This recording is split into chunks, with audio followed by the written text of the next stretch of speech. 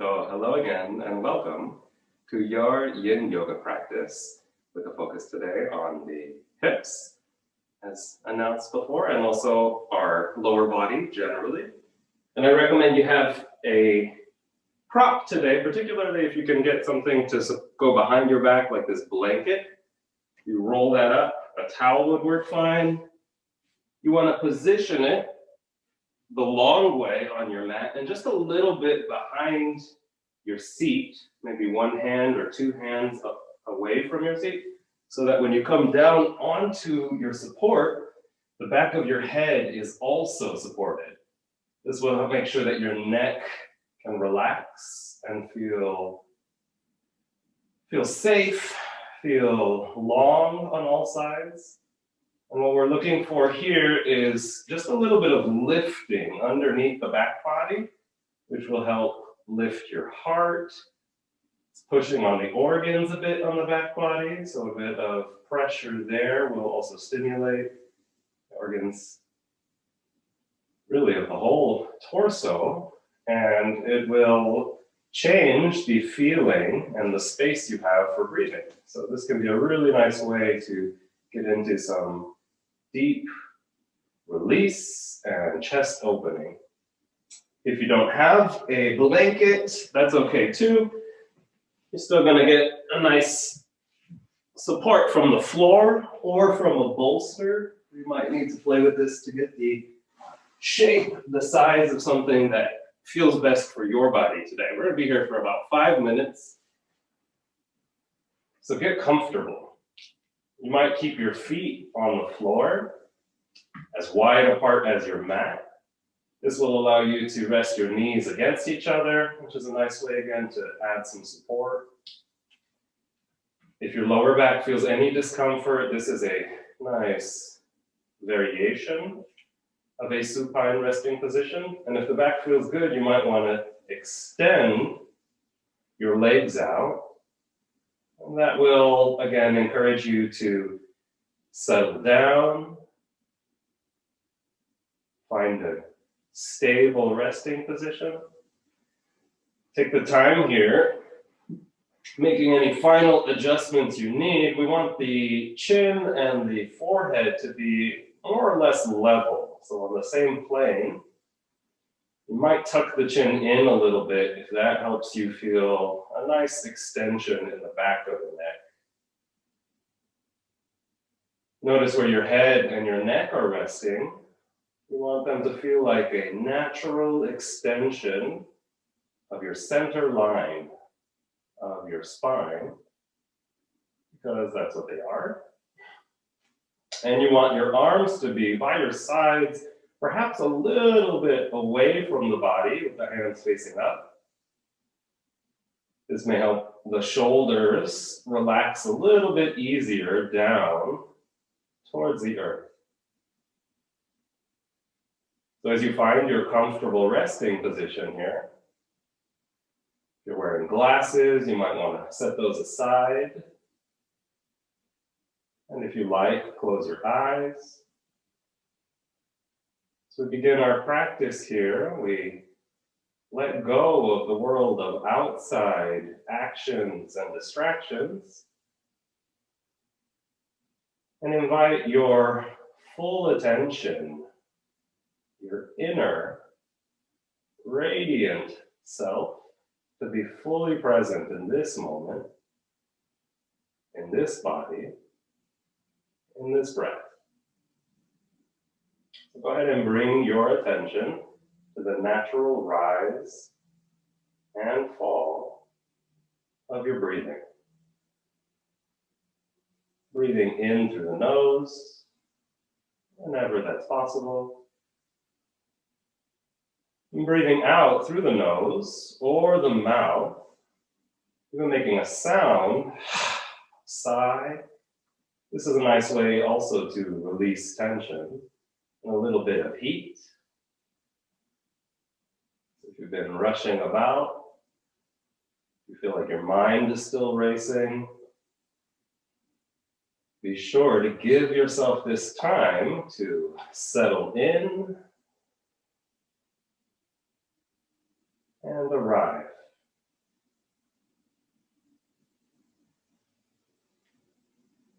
anytime you find yourself distracted, your mind begins to wander. That's okay. It's quite normal. As soon as you notice that, notice what has distracted you, and then bring your attention back to the rise and fall of your breath.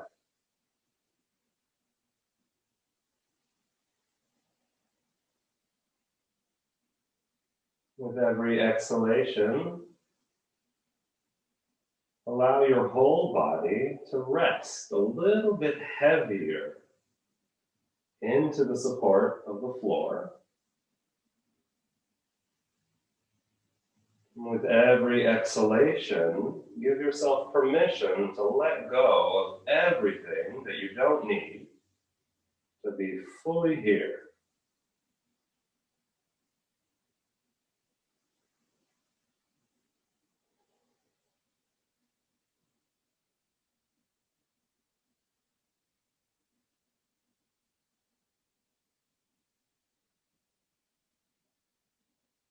You may notice sensations continue to come and arise. And see if you can also notice what happens as you let go of any reaction or any attachment to those sensations with your breath.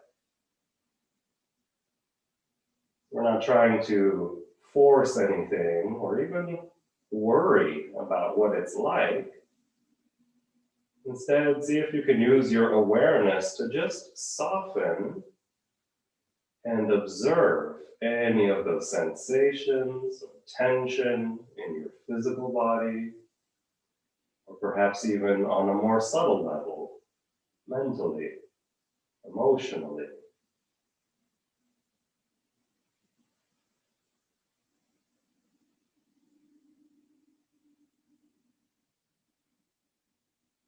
And as you're ready, we're going to slowly start to deepen the breath here for the last minute or so in this supported supine position.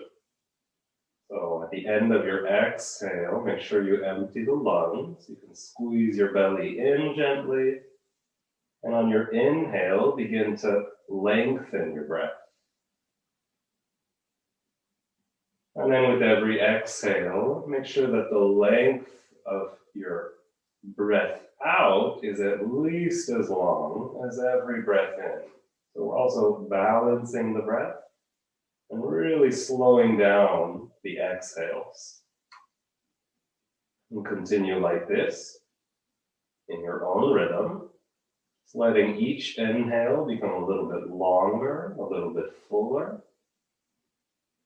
A gentle pause before releasing your exhale as slowly, as smoothly, as is comfortably possible. So again, don't strain, don't force yourself. And if you do find, for any reason or at any time, this deep belly breathing becomes difficult, you feel like your breath, you're having to work for it, then feel free to let go of this. It's actually counterproductive to stress out about your breath. Simply return to natural breathing at any time you feel you need to. In this way, you're eventually going to arrive at a very deep breathing rhythm. Still enough space and time for a pause at the top. And then as you exhale, seeing how quietly and how continuously you can release the entire breath.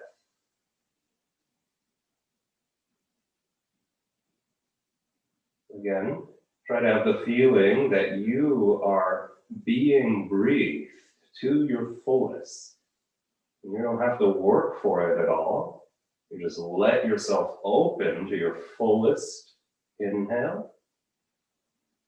And as you exhale, you are a neutral and patient observer of a complete release.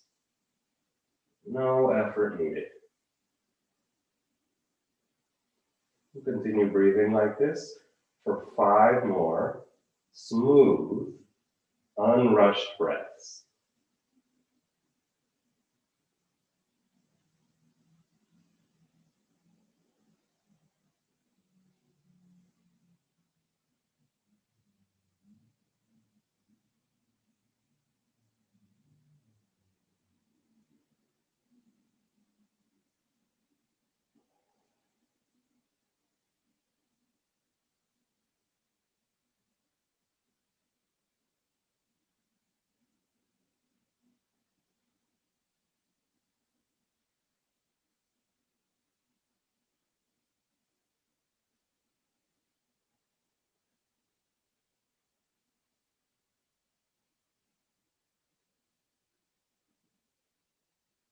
And at the end of your next full exhalation, you can release this practice and just return to your natural breathing.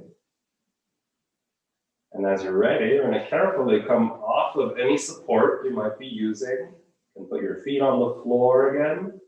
And then just roll using your arms to help yourself onto one side. And remove your blanket roll or your bolster, having it where it won't be in your way, but where it might be available for you as an optional support later on. And then again, just taking a moment to notice and feel, how is it like when you're resting flat on the floor? Noticing if there's any changes already. Especially noticing if there's any new sensation or something that you weren't able to notice before. So we start low and slow here on the floor. It's a really great way to encourage the body and the mind to be calm and relaxed. We're going to start our first pose here with a twist. Begin by bending your right knee, bring it over your hip. You're going to grab the outside of the knee with your left hand. Your right arm stays on the ground, about shoulder height, but you might want to move it a little higher or lower, just where you feel like you can rest the entire right shoulder blade, so the back side of your shoulder is on the ground, and then extend through your left leg, your grounded leg. As you exhale, you're going to let the right knee twist over to the left and only go as far as you can go with no strain, no difficulty, and certainly never pushing to the point of pain. You're also seeing if you can keep that right shoulder blade as grounded as possible. So this right knee may stay quite high above the ground, or you might be able to rest the foot already on the floor, or the knee, or both. You can also scoot your hips over to the right.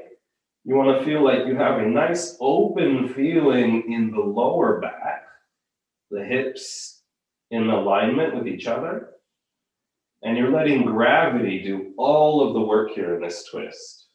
You can look in any direction that feels good for your head. That can be in the same direction as your knee or staying in the middle, or even extending the twist by gently rotating your head in the opposite direction of your leg.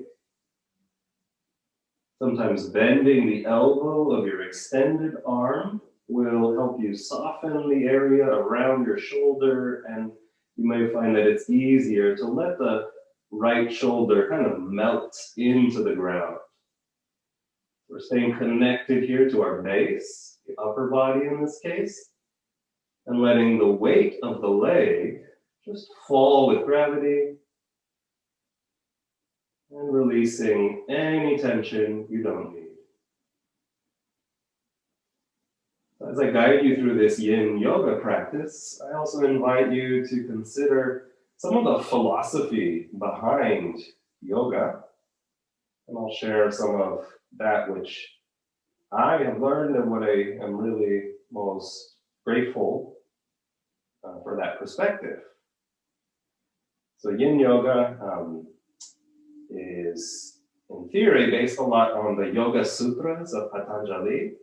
It's a very, very important text from the medieval period in India, one of the most translated texts of that time. And it's really a guide, in many cases, most cases, to good living. I'll share with you what's commonly referred to as Ashtanga, the 8 limbs of yoga, or also Raja Yoga, the yoga of mastery of oneself, one's mind. We're going to finish this pose with 3 more smooth, unrushed breaths. And you notice we're really taking our time in these poses. That's going to be really the key. The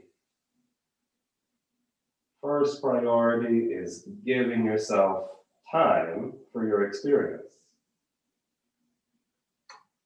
At the end of your 3rd breath, at the end of your exhale, you can squeeze your navel into the body a bit. So on an inhale, you have a little bit more support to come out of the pose. And then exhale, setting that right foot down and bending the left knee. So we're going to move a little bit deeper into that same side, the right side. Just a moment in between poses can be a nice way to regather yourself and feel and observe. When you're ready, you'll bend that right knee again and place the right foot to the outside of your left upper leg so that the ankle is right behind the knee, just below it, rather, and that you're able to use the outside of your foot to kind of hold the outside of that left leg for thread the needle pose. For this one, you can just stay where you are, especially if you're already feeling a big sensation in the outer right hip, or start to lift your supporting leg and reach in between your legs, grabbing the back of your thigh, just under the knee. If you're not feeling a lot of sensation, you could also move a little bit deeper, grabbing for the outside of your shin. And to protect the knee here of the lifted leg, you want to use a little bit of engagement through the ankle. So keeping the ankle engaged will keep the knee in alignment with the toes and the rest of the leg. Keep your tailbone long, resting towards the ground. And then use your exhales to settle into the pose. So the other key ingredient in Yin Yoga is really listening to your body. And we're looking for an edge in your experience. By an edge, I understand you want to feel something, you want to feel some sensation, and I feel a comfortable sensation in my outer right hip, but never pushing beyond your edge, because we're going to be here, remember, for quite some time. And you may find that your edge of sensation deepens and increases in intensity over time. Or you may find with time that you have more room to go deeper. And so you can always do that. Really, really important to listen to your body and honor what you feel. And that kind of leads us into that first limb of yoga, of Ashtanga, which is yama. And the yamas are, it's also a Greek word I learned, really good one for, enjoy this, this drink, this moment. And also in yamas, it kind of teaches how to enjoy life by being in ethical alignment with others. So the yamas are guidelines for how to be in harmony with others, things like being truthful in your communication, also with yourself, not stealing or coveting, not being violent. Ahimsa is my favorite yamas. Really this ethos of how can we lessen suffering in the world. And if you ever find yourself suffering in a pose, it means you've gone too far. And we will be staying here for almost another minute. So again, modify what you need to. And you want to find an intensity of the pose that you can hold while maintaining a long and deep breath. So let your breath also be your guide in these poses. We're going to finish with 3 more smooth, unrushed breaths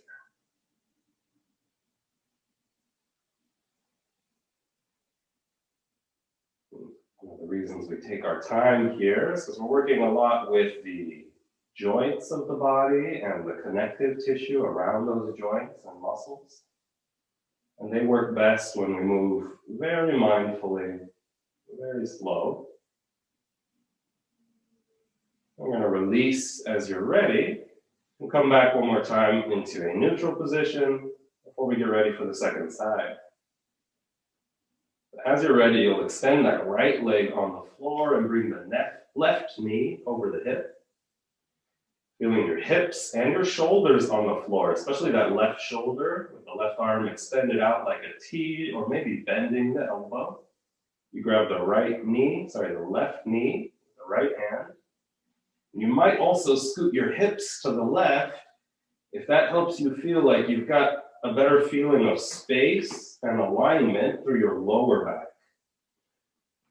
I feel already like this side is very different. I'm able to go a little deeper in the twist here. And I still have that edge of sensation through the hips, through the spine. But that sensation is not so much that I've lost any connection or any ability to rest my attention in the breath.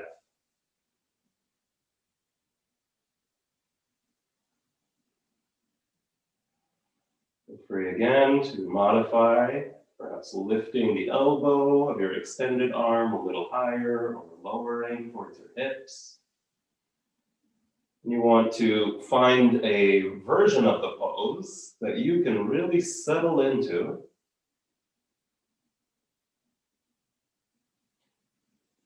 Another thing about that connective tissue that's a little bit harder, a little bit stiffer and colder part of the body is it also has a lot of moisture, and when we do these slow stretches and long holds, we're kind of squeezing that moisture out of the body or out of those tissues.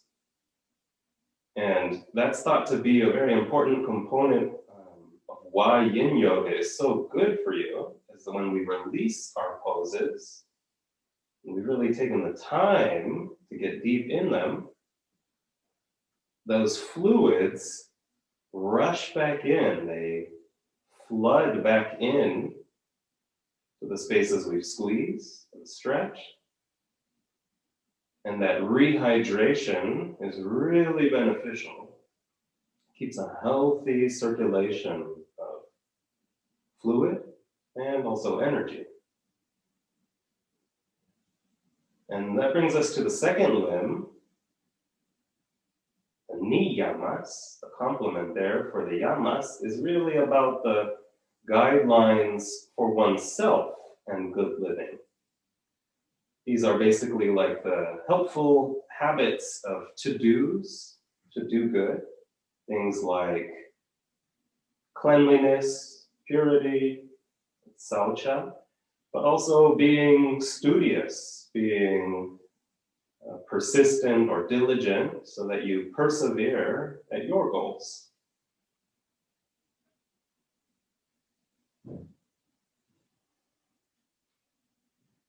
Another important one here is an attitude of contentment.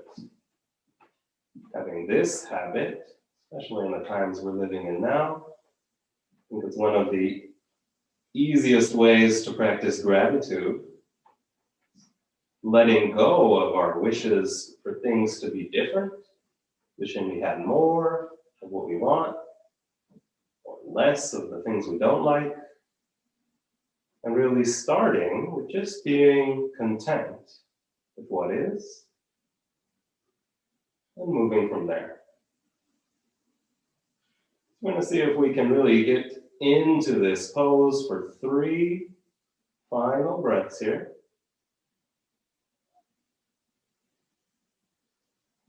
And then as you're ready, coming out mindfully, and getting ready to move a little bit more deeply into that outer left hip. Especially if you sit a lot, this can be a really tight area. So that's why I love this pose, this supine pose called either thread the needle, as we thread our hands, threading the arms through the legs. You kind of make a number 4 with your legs. And this is actually a variation of pigeon pose. So if you practice that, or you find that that one's difficult for you to practice, this can be a nice alternative. You can also do this one standing, a little bit more intense with that balance element. This pose, the standing version, is actually a big reason why I am a yoga teacher now, because I got to meet another wonderful yoga teacher that some of you know. So I had to do this pose a lot to help balance some of the asymmetries and imbalances in my body when I'm enjoying those other physical activities that I like.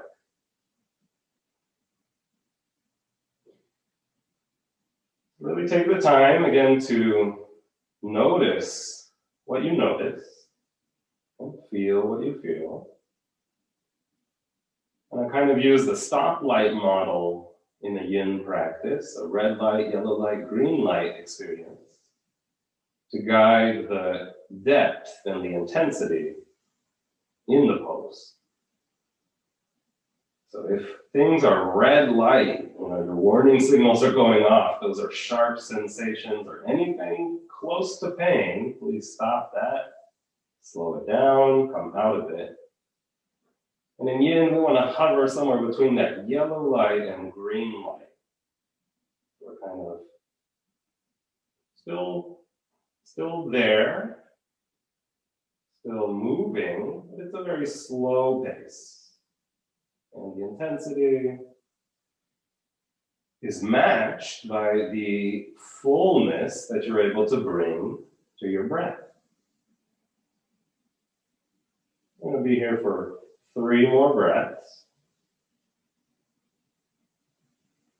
But as with everything I'm inviting you to try today, feel free to do as much or as little as suits you.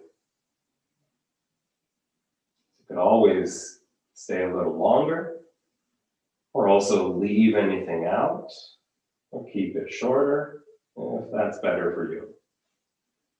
Great. So we're going to pause for a moment in neutral position before we come up. You can do this by bending the knees again and rolling to one side. And then use your hands to help yourself up into a comfortable position. I'm going to take a wide knee child's pose here. For this one, you want your knees as far apart as the mat, even a little bit wider, but your big toes are touching. So the tips of your feet just touching a bit as you come back with your seat, especially your sitting bones, on the backs of your feet, on your heels.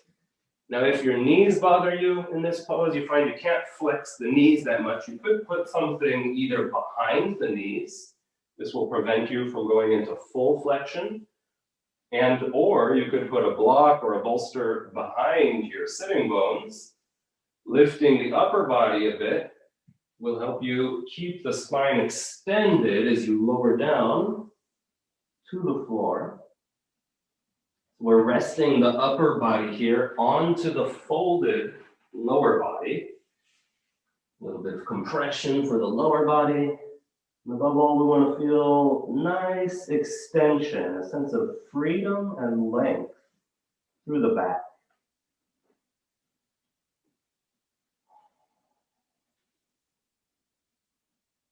So this really should be a very comfortable pose. Again, modify what you need to so that it is. If you need to Make a fist to rest your forehead on the fist so that your neck feels more comfortable. You can do that. That brings us to the third limb, asana, which you're all very familiar with if you practice yoga. Asana means a comfortable, stable pose.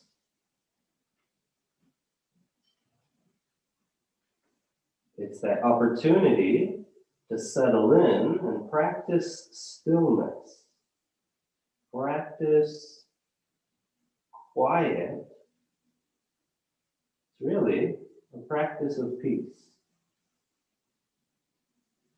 You want to find that version of the asana that you can rest in without any conflict, be that physical difficulty and struggle, or maybe again something more subtle. You find this way you're holding your body makes your breath a little bit agitated and you want to change what you need to so that you can be fully at ease in your pose. We're also in a forward bend here in child's pose. And forward bends are really calming poses. This is a nice way to help quiet the mind.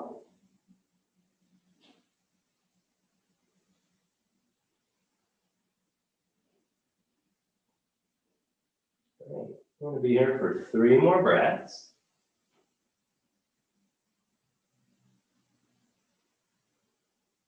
And the partner for asana is pranayama. This word, prana and yama, really tells us everything we need to know. As you're ready, come up into a seat.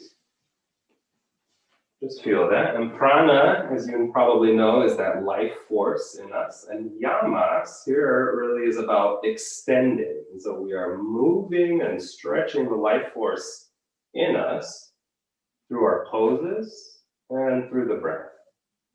We're going to come into Gomukhasana, the cow's face sitting pose here. And so you can start in a kneeling position, and you're just going to drop your hips off to the left side of your feet, and then bring your right leg around so that the feet are very close to your hips on both sides. Now, if this is difficult for you, you could sit up on a block, or again, your blanket or your bolster.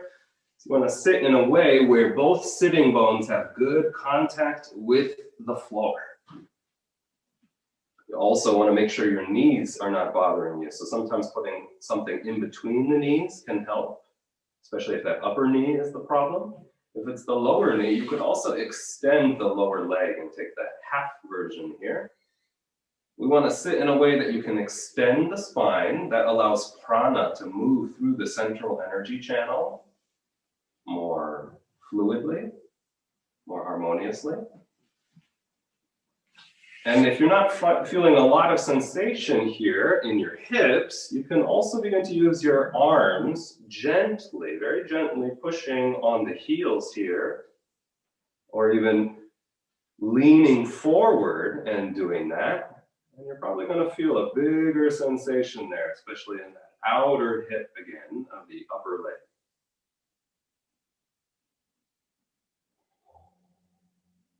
So pranayama and asana working together here. You can even imagine sending your breath into that part of the body where you're feeling sensation.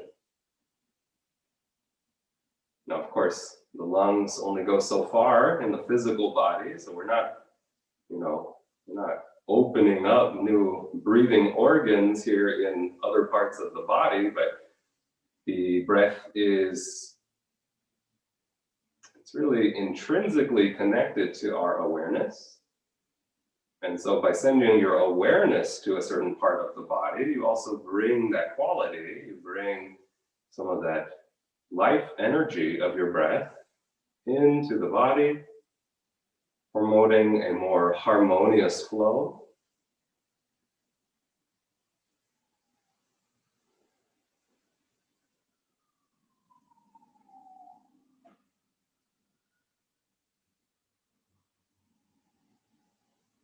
And when we get into that state, comfortable stability in our asana and harmonious movement of energy felt as sensations and sometimes emotions.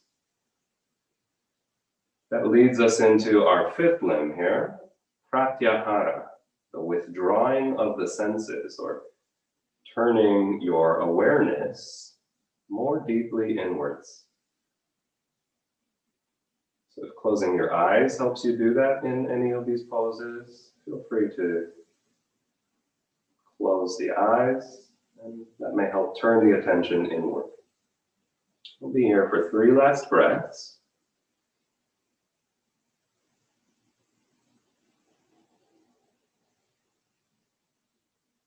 Doing our best to be as interested in everything happening inside of you as we usually bring with our attention to the outside world.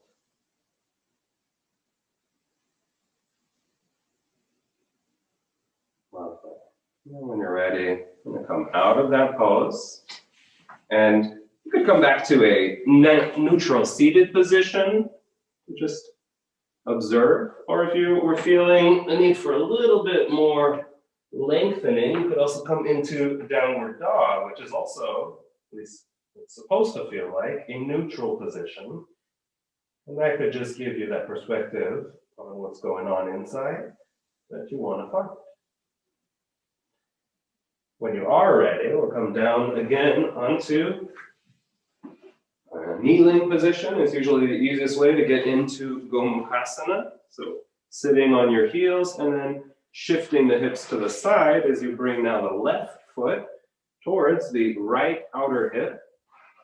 The knees are both close to your center line, and both of your ankles again flexed to help protect the knees. So that'll keep the knees in alignment with the toes.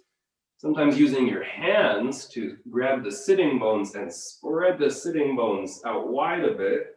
A broader base will help you sit up taller a little bit easier. So start again in that conservative version of the pose, especially if you're already feeling a lot. And if you're looking for more sensation, you have those options to add a little bit of leverage and resistance there using the hands on your feet. Or perhaps also deepening by folding forward a little bit while keeping your spine as long as you can. Once you've arrived at your edge in the pose, again, turning your full attention inwards towards the breath. As you continue observing that natural flow, but also the way sensations will continue to come and go.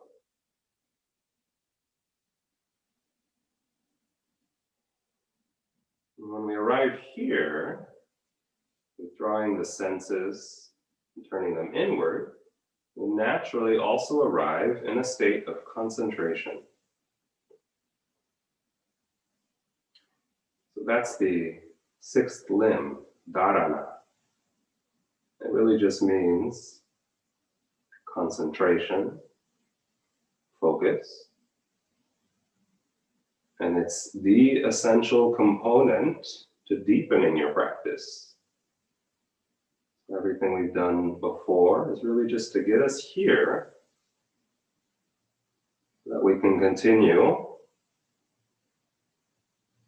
advancing our practice, moving towards that end goal,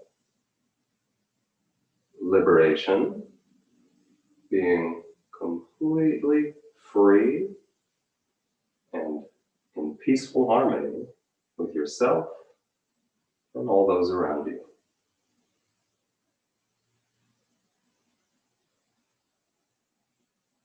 So if you find your concentration wanders, which it tends to do, that's okay. Just notice what has taken your concentration away. And as soon as you've noticed that, bring your full attention back to here and now, observing sensation and resting your attention in the breath.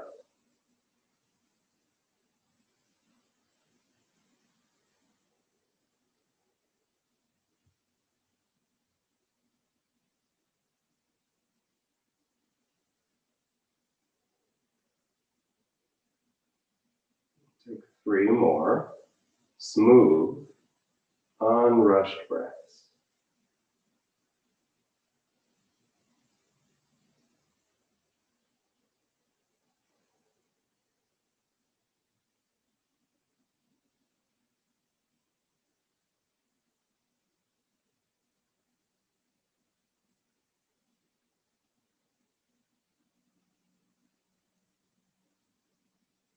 Wonderful. So when you're ready, we're going to come back down onto the floor, starting by resting on your back with your knees bent. And this is where, if you have a strap, it's going to help just make the pose a little bit easier. And actually, I'll come up seated to show you one option for the strap is to create a little loop here by, if you have a belt, you know, kind of fold the belt through itself, and you can put your foot inside the little loop here. This is not necessary, but what it's going to allow us to do is bring the strap, well, let the strap hold the foot, so I don't have to work as much to hold the strap. And then you bring the strap behind your upper body, right behind the shoulder blades. And you lower yourself back down onto the floor. So now the weight of the body will hold your strap here or your belt. If you've got a very long towel, you might just need to hold the towel in your hands or hold the strap that way. So with your right leg lifted and your left foot on the floor, we're going to lengthen and open the tissues of the back side of your lifted leg, of that right leg, if you're with me. Now, if you don't have something to hold the leg, you can just use your hands here behind your upper leg. You want the lower back long, the extension in the spine. And you want to, for a moment there, activate the leg. So you're really reaching up with the bottom of your foot, even as your toes pull back down towards your nose. So this is not about how far you can pull the leg into the body. This is really about that opening and lengthening feeling through the whole leg. Like the leg was a fire hose, and we're moving liquid energy, liquid light through the leg very easily. And then, once you've got that feeling of length, relax the leg so that for the last minute in the pose, we're really just resting there in that space, using the breath and our concentration to explore that space. So if you notice, as you continue observing, sensation has changed. You might find you can hold the leg a little bit higher. And that might feel better. You might, if you're using a towel or a strap, tighten it a little bit, add a little bit of weight. Just keep that upper leg really extended. You can always bend your knee a bit if that felt better in your back.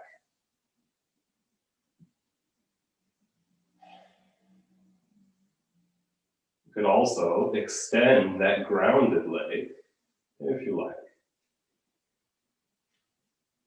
Wonderful. We'll be here for 3 more unrushed breaths.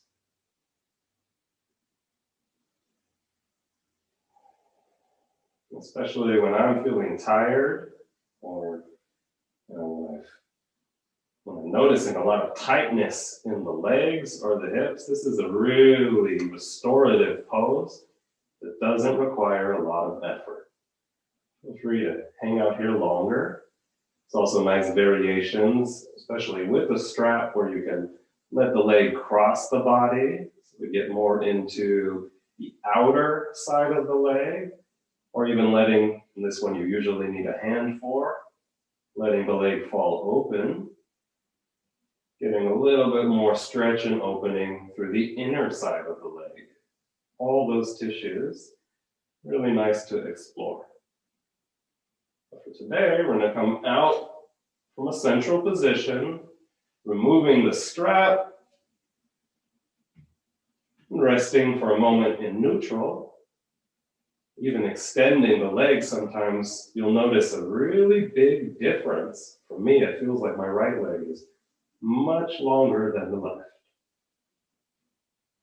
And then as you're ready to come up using the hands, and if you're using a belt or a strap, put that over the balls of the feet on your left foot or on your second foot.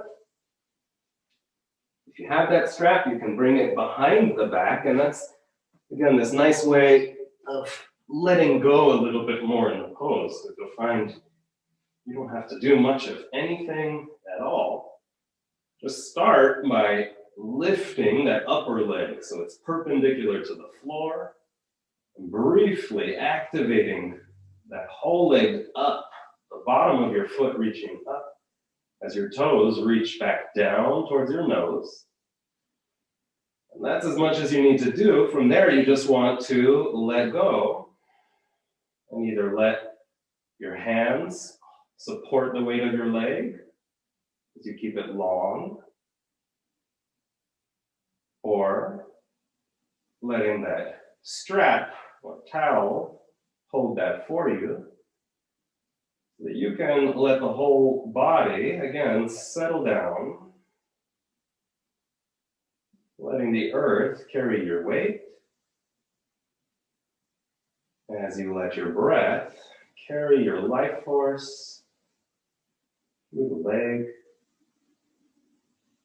and circulating through the whole body.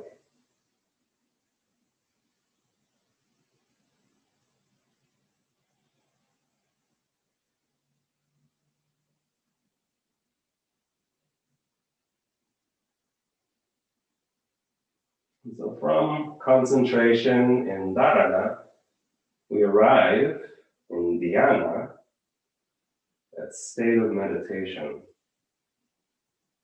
It's really just a different state of awareness brought about by that powerful force of your concentration. And especially when we have that concentration in combination with that relaxed awareness, having turned our attention inwards,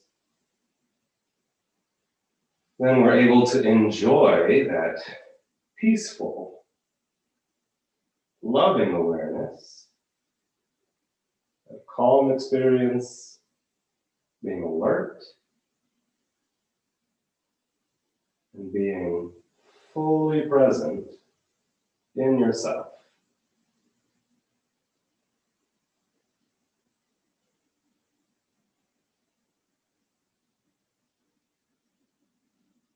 Of course, there's always variations. Things will change. If you felt like you wanted to cross the leg across your body to get more at the outer tissues of your lifted leg, you could always do that. Don't really need to move very far on that side. Most of us are going to have more range to let the leg fall open when we open the tissues of the inner leg. For that, you want to keep your pelvis grounded. So if you put your hand on the hip bone of the grounded leg, of the resting leg, you don't want this to roll over, or your pelvis and hips to shift. We'll take 3 final breaths here, in whatever position you find yourself in.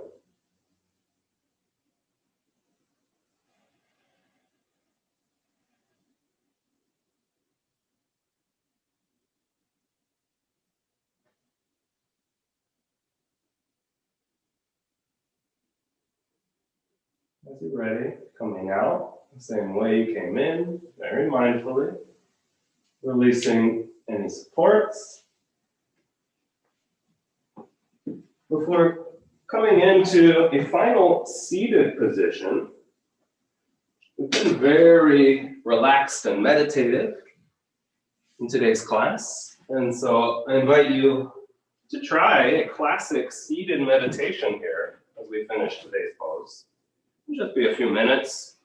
So you could do that. You could also come into a classic resting pose, Shavasana, if that felt better for you. Whatever pose you choose, you want again to find that asana in your pose, finding that stable, comfortable position that really allows you to ground your practice from that stability, turning attention inwards, letting the life force extend and flow as you bring your full attention to rest in the natural rise and fall of your beautiful breath.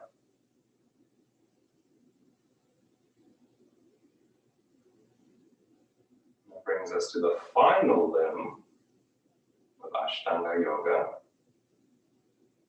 Samadhi.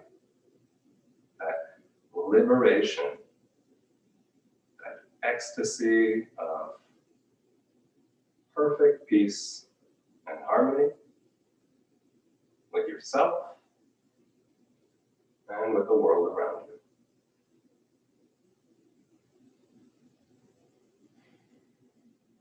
If you find yourself already in that state of exaltation, feel free to stay there as long as you'd like.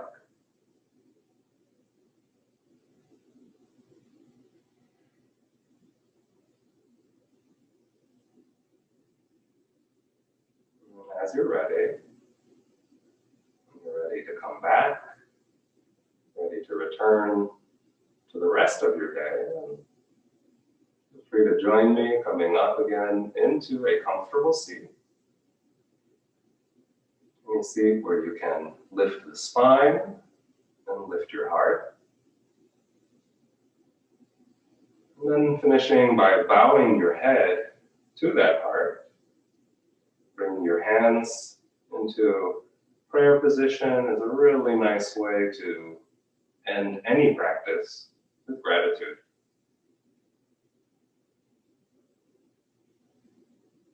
Thank you so much for sharing your practice, joining me here today. May it benefit you and those around you. Namaste.